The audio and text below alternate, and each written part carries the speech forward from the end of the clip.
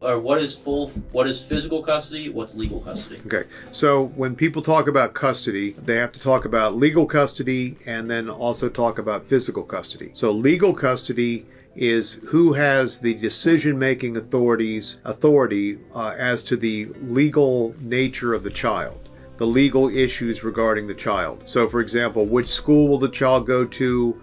What type of medical procedures will the child undergo? Nowadays, of course, vaccinations are a big issue, but whether the child would be treated for certain diseases, that kind of thing. In terms of, those are the most common issues that arise in legal custody. Physical custody is where does the child spend most of their time? And in particular, where does the child sleep? So if the child sleeps mostly with one parent, then that parent has has full physical custody. So, but remember, even when the court awards full physical custody to one parent, the other parent still has overnights with that child, typically every other weekend, every other major holiday, and then at least 2 weeks during the summer. So the child would be spending a substantial portion of the year with that other parent. Now, the reason people fight over physical custody is because that determines child support. So whoever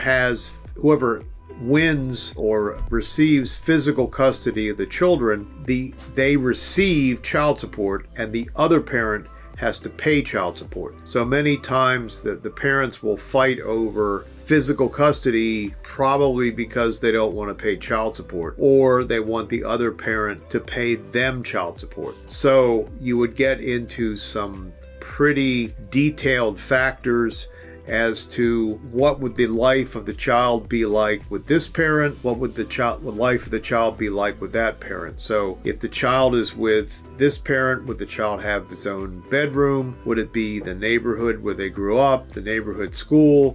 With the other parent, would it involve with the child? Same questions. You'd want to have photographs of wherever the child would be living, copies of the lease to prove you've got the place to live. You'd want to have maybe information on the neighborhood school. You would certainly want to show that you have backup. A good way to show that is with family in the area. So if the grandparents are nearby, I want the grandparents in court to testify. If brothers, adult brothers, sisters, in other words, the aunts and uncles of the children, I would want them there. If there's a family friend that both parents agree is, a responsible adult, then I would want that person there to say, yes, that the house is good, the house is safe, the parent is caring, the parent is going to be doing a good job, and things like that. Whatever third-party verification you can get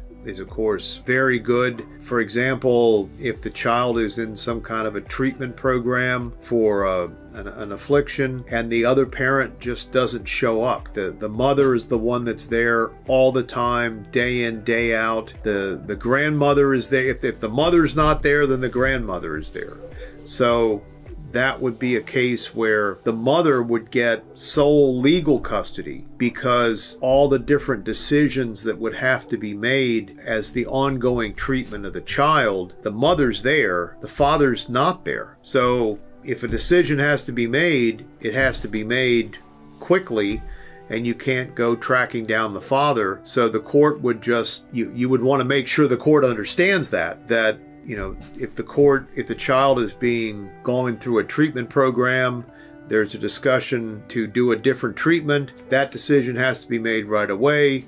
Mother's there, father's not there, mother gets sole legal custody. So those decisions can be made when they need to be made. Where one parent proves themselves to be the bad parent or the irresponsible parent, and the court just says, okay, from now on, this parent is going to have legal custody, and we're not going to keep seeing this family in court over and over again. The court solves it by awarding one parent legal custody, and that solves the problem. And it could be legal custody on all issues, or it could be legal custody only on certain issues. So again, if the child needs extra tutoring, if the child is on a program at school, then you would need to have the parent that's there all the time making that decision, and that the absent parent is just not going to be part of it as they had been in the past. If the parent is absent in the past, the court should know that, and the court should make a decision of what's in the best interest of the child.